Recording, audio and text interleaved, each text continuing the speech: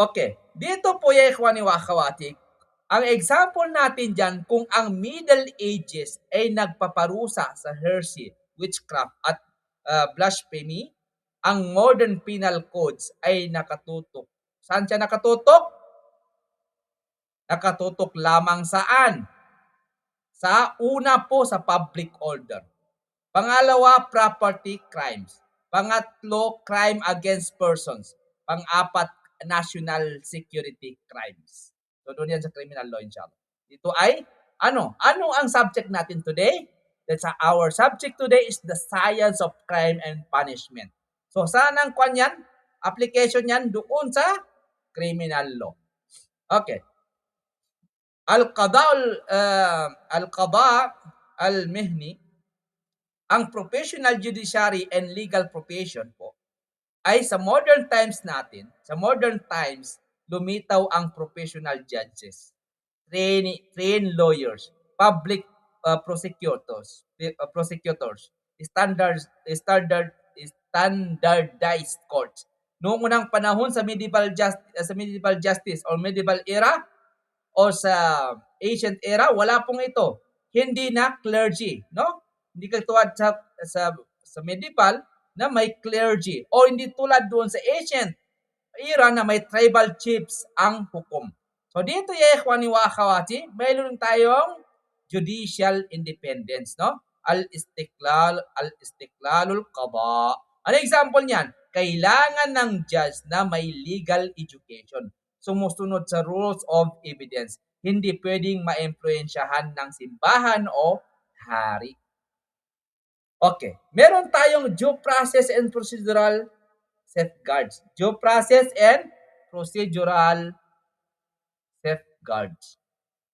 Hindi po safeguard na sabon, no? Okay. Dito ya ikhwani wa akhawati, nakabuo ang constitutional principles upang protektahan ang akusado laban sa pang-aabuso ng Estado. So, ang legal terms natin, meron tayong due process dyan, ijra'atul kanuniya, al-wajiba, haqqud difa, rights to counsel, right to fair trial, no? Haqqul muhakamatul adila,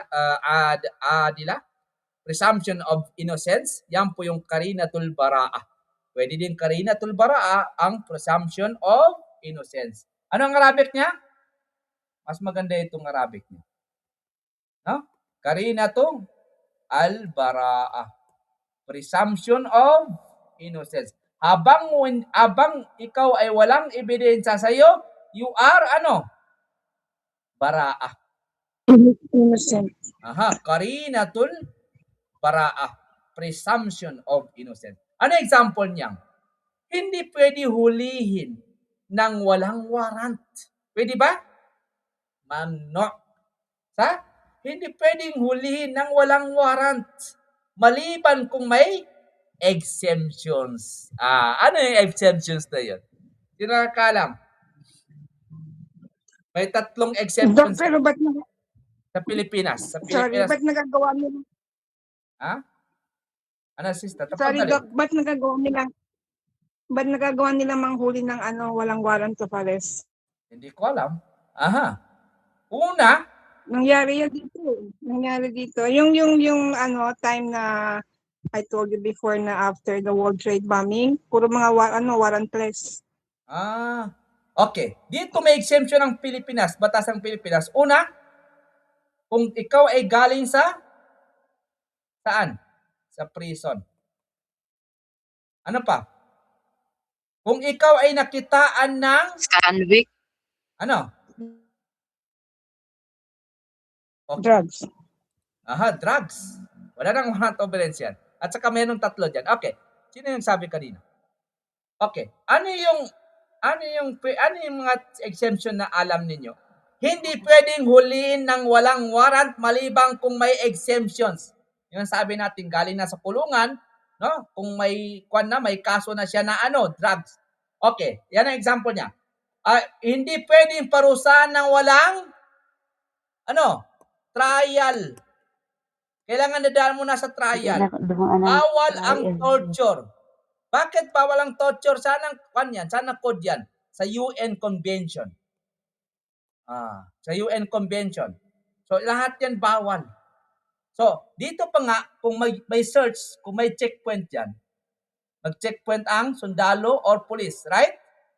So, ang dadaan na sasakyan, pwede ba yung sasakyan dyan, no? Yung, paano ba yung sasakyan? Ganyan yan, sasakyan? Okay, yung sasakyan dyan, pwede ba pumasok ang pulis sa ilalim ng sasakyan para i-check lahat yung kanya? Alungkatin niya lahat yung driver? Hindi, mamno sa batas yan. Bawal yan. Pwede natin kunin yung, ano yan, yung nag-check, yung pangalan niya. Opo. Bawal yan, maliban lang may, kung may nakita yung pulis na na baril sa loob, no? May tanong niya, ano yan? No? Pero kung papasukin yan sa sasakyan, mamno, bawal 'yon. That is law. So ngayon, kung nagawa nila noon, kasi hindi pa natin alam ang batas, pero ngayon hindi nila magagawa yan. Wallahu alam. Okay, barakallahu fikum. Okay na. Ano ang nagawa nila ngayon sa kasalukuyan? Meron ba?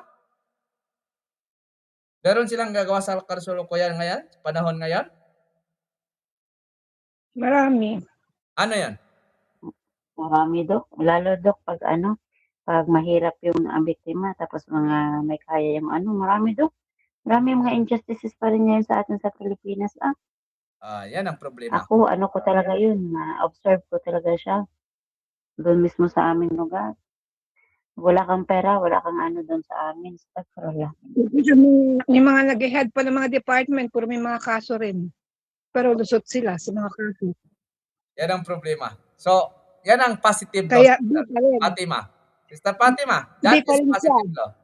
Opo. Ang Opo. tanong, bakit ginawa nila yung UN? Next time lang tayo ito. Face to face ito. Kailangan ay face to face ito. Hindi dito. Yung Okay, sistema natin, Dok, ngayon, Dok. Yan ang problema. Only for the rich.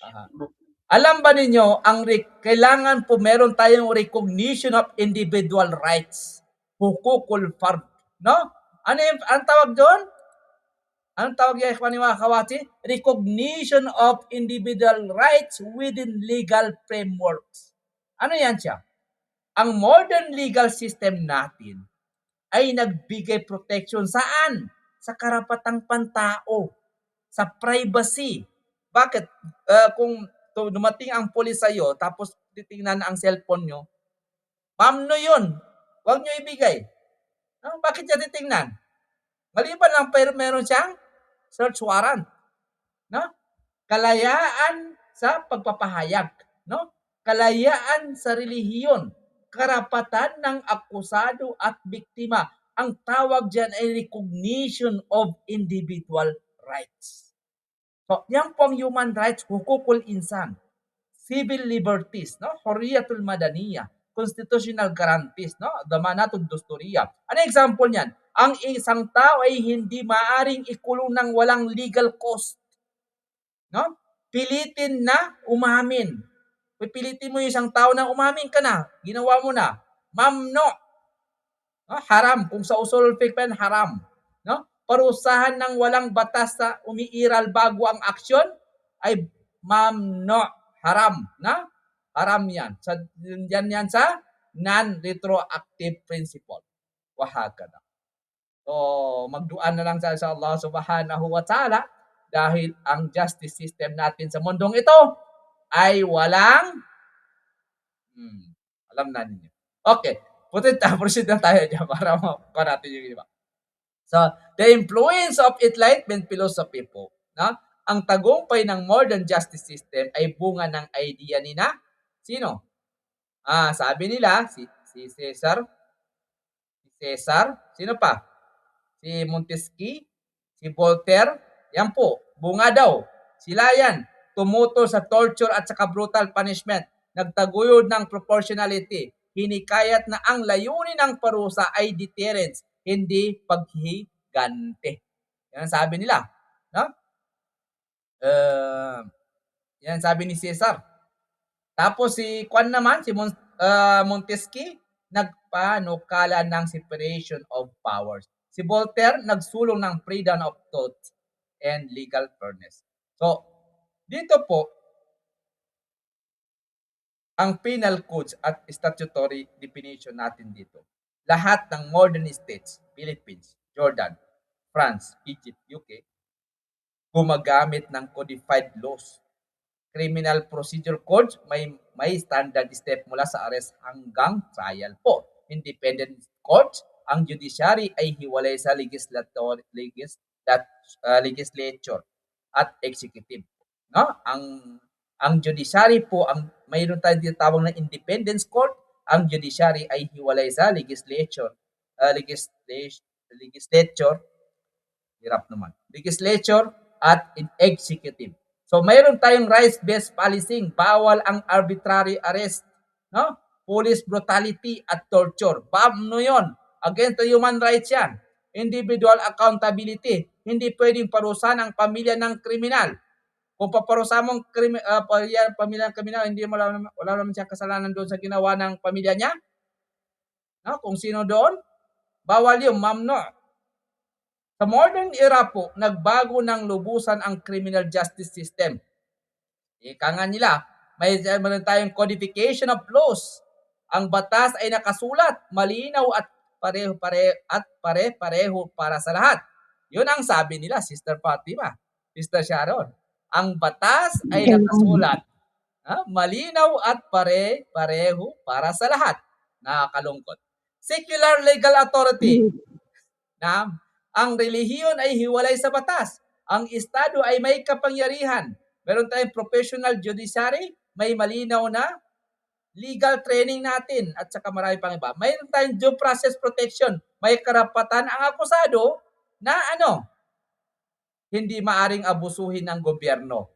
Individual rights tayo. Ang bawat tao ay may dignity at constitutional protection. What is the result? Kung meron tayong ganyan na ipatupad yan, maganda po. Ang modern justice system ay makatao, rational, pantay at nakabatay sa rule of law, hindi sa tradition, relihiyon, or arbitrary power. So, ang modern era ay naglatag ng pundasyon ng contemporary criminal justice kung saan mahalaga ang human rights, no? Karapatang pangtao, proportional punishment, due process, professional courts at secular na batas. Hindi maging possible po ang ganitong sistema kung hindi dumaan ang lipunan sa tribal justice, religious dominance, brutal punishment at enlightenment reforms. Pero sa ngayon, nakakalungkot, hanggang ngayon ay meron pang nakukuha doon saan? Sa ancient era at saka medieval era. Right? Is that right? Meron pa nga yan? Yes, Opo. meron pa. That is the big problem. Okay. Dito sa criminal evolution, the evolution of criminal law. Okay. Kayo na lang magkuhan, kasi wala nating oras. The evolution of criminal law ay, ang criminal law ay naglakbay. Saan siya naglakbay? Mula sa marahas at personal na paghiganti ng sinaunang lipunan hanggang sa makatao at sistematikong hustisya. Ika nga nila, sistematikong hustisya at makatao ng makabagong panahon. Pwede kayo mag-comment dito. Ang evolution ito ay sumasalamin po. Ang evolution ito ay sumasalamin sa pag-unlad ng sangkatauhan, sa pagpunawa sa fairness. Meron tayong tinatawag na fairness, professionality, rights of the accused, at purpose of punishment. Ang tanong, naipatupad ba ito?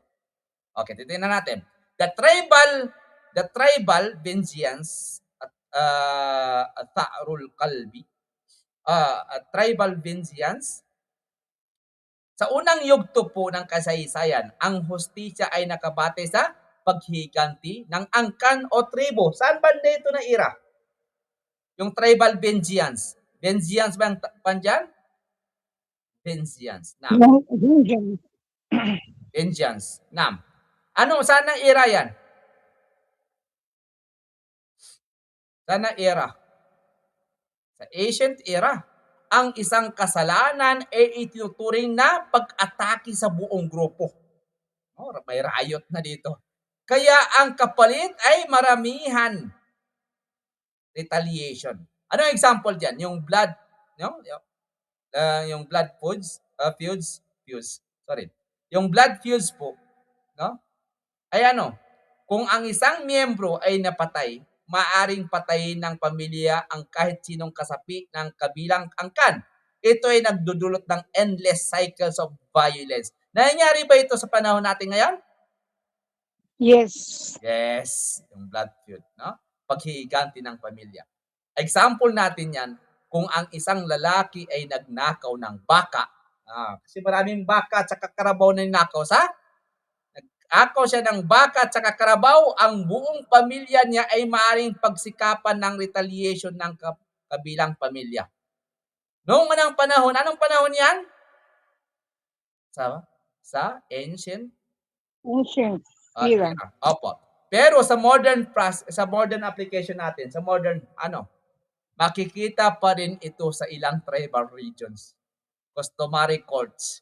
Pero ipinagbabawal sa modern states dahil lumalabag sila. Saan sila lumalabag?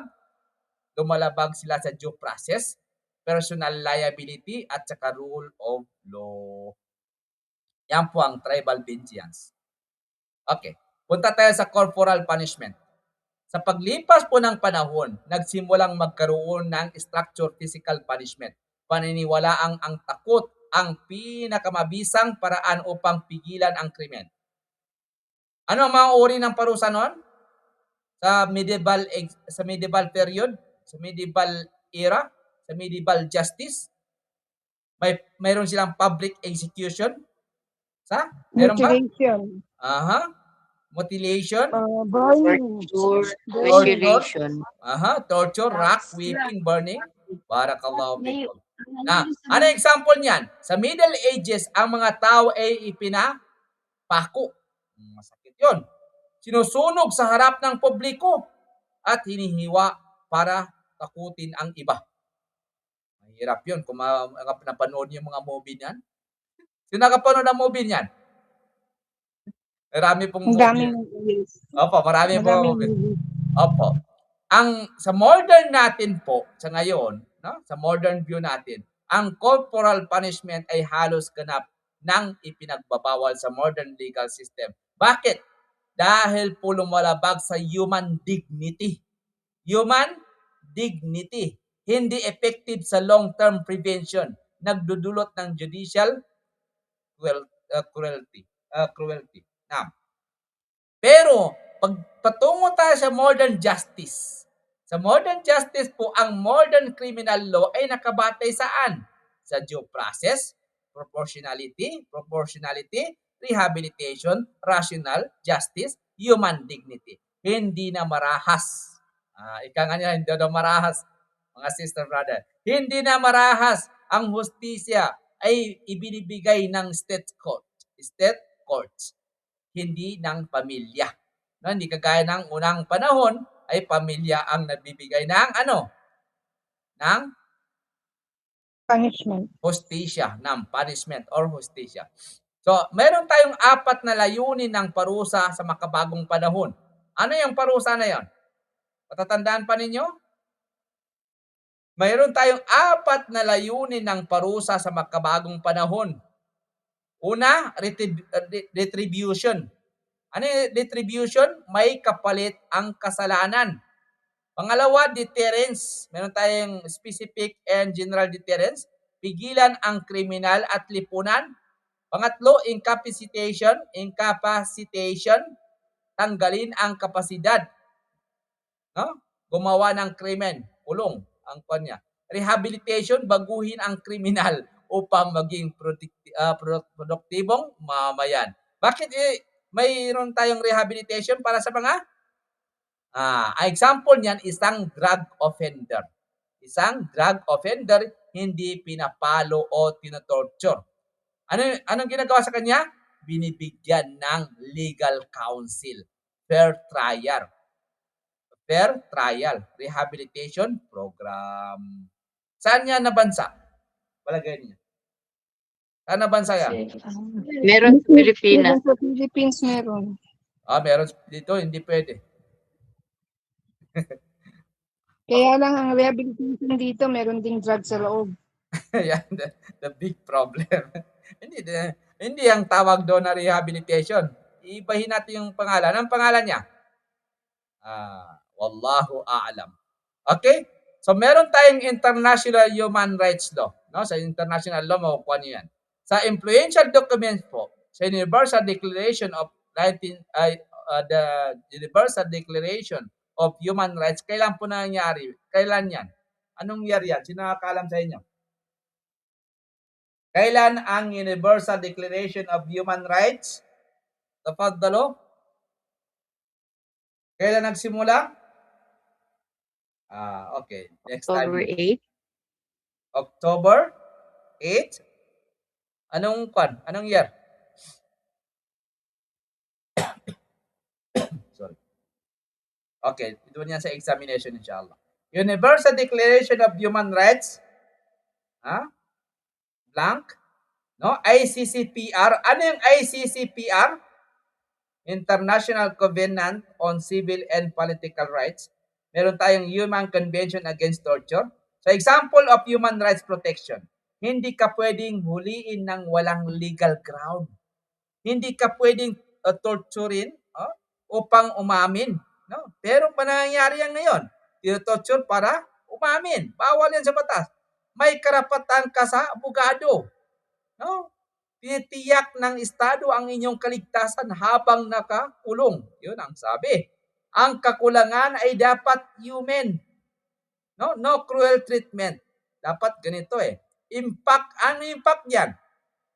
Ginawang makatao at just ang criminal justice. Anong comment ninyo? Okay. Sa legal natin, legal system, today's legal system, sa application natin, no? Sa prison standard po, sa UN, no? So yung Mandela Rules, minimum standard for human treatment. So next time lang yan sa criminal law. So dito yung kwaniwakawati. Noong unang panahon, mayroon silang tribal vengeance. Hustisya is equal to paghiganti, kinalabasan, endless blood feuds. Sa corporal punishment era, anong era yan? Sa Middle Ages, parusa is equal to torture, execution, mutilation. Anong layunin? Takutin ang lipunan. Pero sa modern justice natin today, hustisya is equal to makatao raw. May due process raw. At proportionality raw. Bakit may raw? Punishment is equal to retribution plus deterrence plus incapacitation plus incapacitation plus rehabilitation is equal to justice. Okay. Wallahu a'lam. So, human rights integration po, protection sa akusado. Meron tayong, ito lang dapat, yung presumption of innocence Presumption of innocence, torture, no torture. Fair trial, human treatment. Dapat ganito So, ang evolution ng criminal law ay mula sa barbaric vengeance tungo sa civilized justice. Ito ang patunay na habang lumalago ang lipunan, lumalawak din ang pag-unawa ng tao sa katarungan, karapatang pantao at tunay na layunin ng parusa. Kaya ang modern criminal law ay hindi lamang penal system. Ito ay moral, legal at humanistic frameworks na nakaprotekta o nagpoprotekta sa lipunan at sa individual. Is that correct? Pwede kayo mag-comment. Pagkantalo. Protection. So, civilization and their impact on punishment system. So, we have the Islamic civilization, Roman civilization, and modern European civilization. Ang Sharia, ang Islamic civilization, al-Hadaratul Islamiyya, ang Sharia ay naglatag ng sophisticated structure at morally grounded na sistema ng parusa. Nakabatay ito sa moral accountability. High evidentiary standard, balance between justice and mercy. No? So dito meron tayong fixed penalties, hudud, no? May krimen laban sa karapatan ng Anong karapatan? Hukukullah. Example, crimes, theft, adultery, zina, no? At saka haraba, yung highway robbery. So, meron tayong kisas, no? Retribution. Al-kisas, retribution. Ano? An eye for an eye. Kisas yan. An eye for an eye. Aya yan. Applicable sa murder at bodily injury. Victim's family ang may kapangyarihang pumili. Ano, ilang pipiliin ng kapag nakapatay si Pedro? Retaliation, forgiveness, or diya, financial compensation. No, tatlo lang. Mauka natin sa usulul fiqh yan.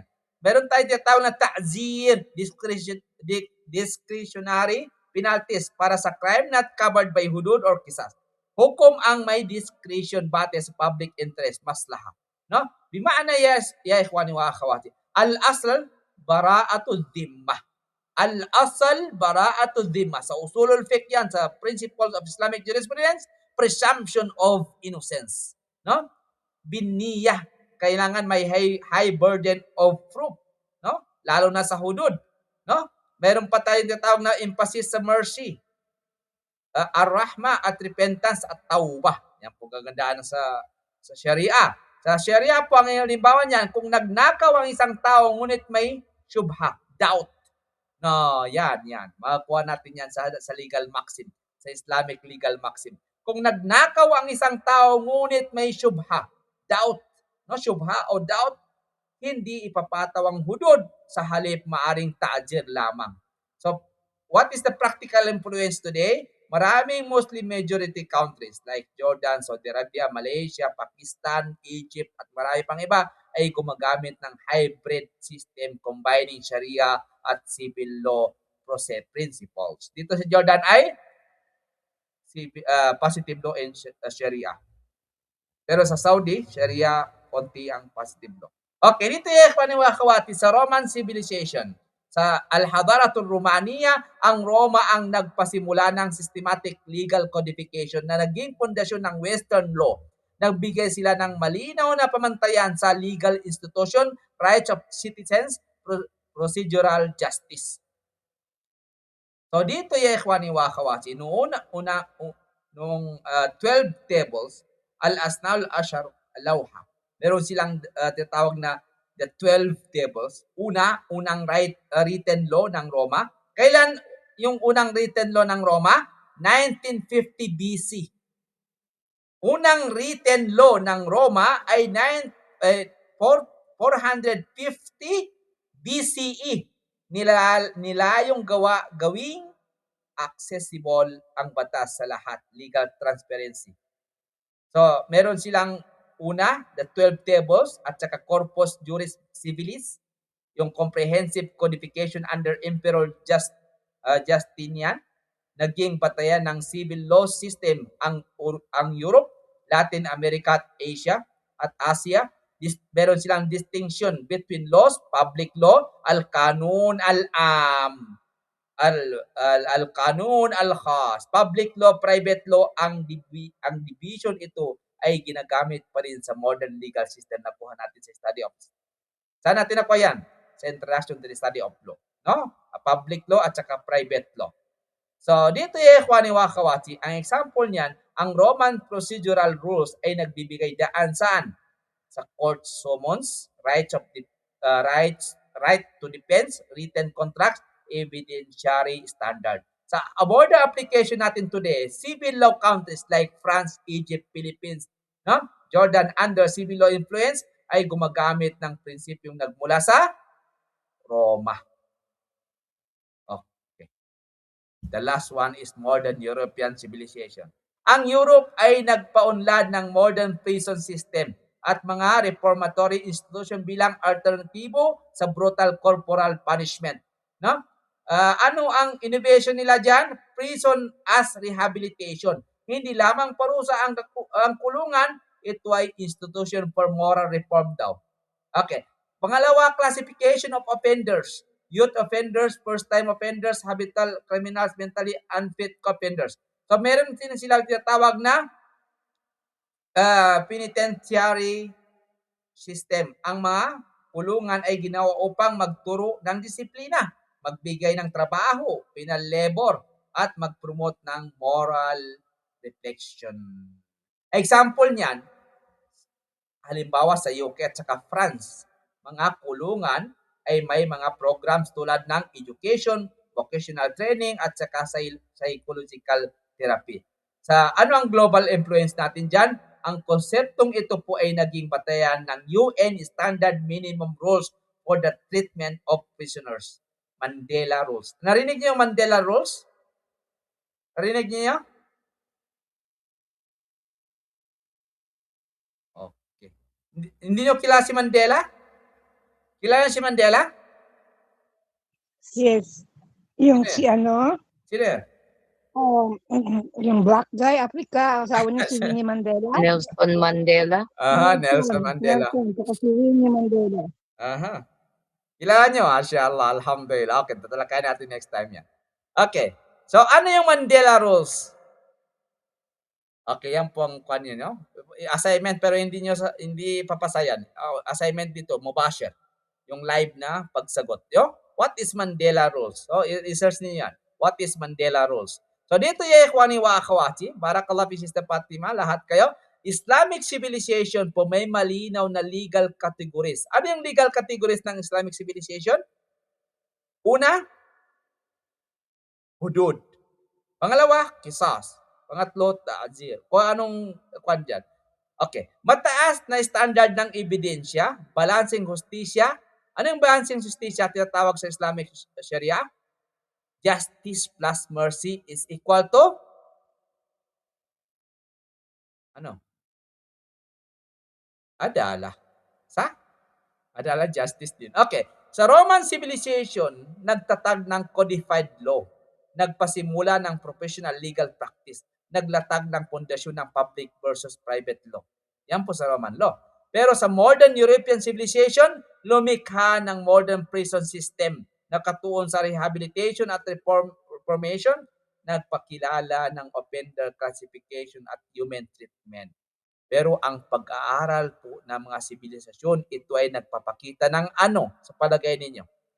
Ang pag-aaral ng mga hadara, no? Kagaya ng hadaratul Islamiyya, al-hadaratul Romaniya, al-hadaratul Urubiyya, al-Haditha, ano nagpapakita diyan? The Islamic civilizations, the Roman civilization, the modern European civilization, ang pag-aaral niyan ay nagpapakita, una, ang hustisya ay hindi pare-pareho sa bawat panahon at kultura.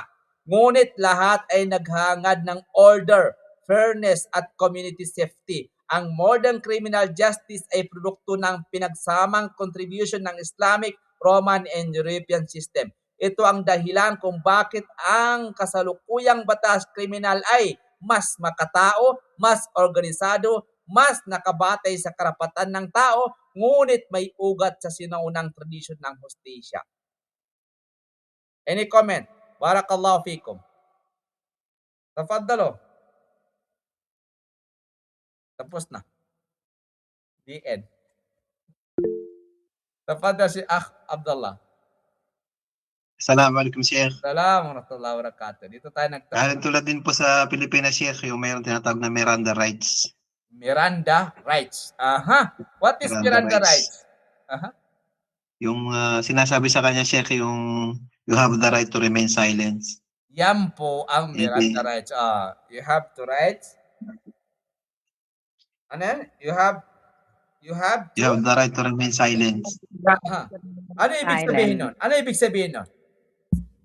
Ano ibig sabihin? Parang may karapatan siya Sheikh na maging matahimik tungkol sa kanyang sarili dahil maaaring masasabi niya ay pwedeng gamitin laban sa kanya. Opo. Kailangan niya manahimik at ano ang gawin niya? Kailangan niya ang abogado. Aha. Silent ka lang kasi once na marami kang sinasalita, yun ang gagamitin sa'yo. So, ang maganda, wag kang magsalita pero kumuha ka ng abogado. Yan po ang ibig niya sabihin. Opo, abogado. Saan galing? Sa B1 court. Barakallahu fi Akh Abdullah. So ang tanong, what is Mandela Rules? So yan po ang i-research niyo. What is Mandela Rules? Ano yung tinatawag na Mandela Rules? No? At secondly, sino ang gumawa ng UN?